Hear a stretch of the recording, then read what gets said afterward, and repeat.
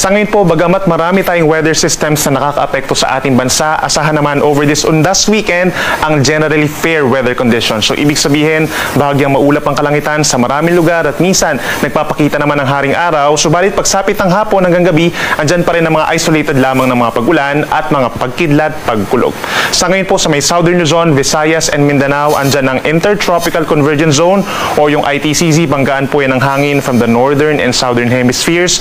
Pero sa ngayon po at sa mga susunod pa na araw, hindi magiging ganun kalalakas sa mga pagulan-dala nitong ITCZ. Samantala, yung northeast monsoon or amihan, nandun lamang din sa may extreme northern Luzon, hindi pa siya bumababa, nakakaapekto at nagdadala ng may hinang ulan dito sa may Batanes, habang yung shear line hindi pa rin ganun kaaktibo, nagdadala lamang ng mga kalat-kalat na ulan and thunderstorms somewhere sa may Cagayan, Isabela and Aurora sa susunod na 2 araw. Samantala, along this intertropical convergence zone, meron po tayong namatang 2 low pressure areas. Yung isa, panibago lamang po, kabubuo lamang po kanina alas 2 ng hapon.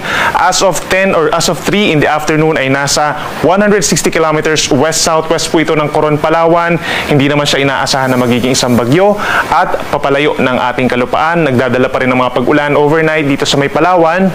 Habang ipatuloy nating monitor na low pressure area along this ITCZ, nasa labas pa naman ng Philippine Area of Responsibility at nasa halos 1,600 kilometers silangan ng northeastern Mindanao. Base sa ating analysis, medium chance or mataas ang chance na ito'y maging isang ganap na bagyo after 24 hours pa. Sumari pong bukas ng gabi or sa linggo ito mabuo bilang isang tropical depression.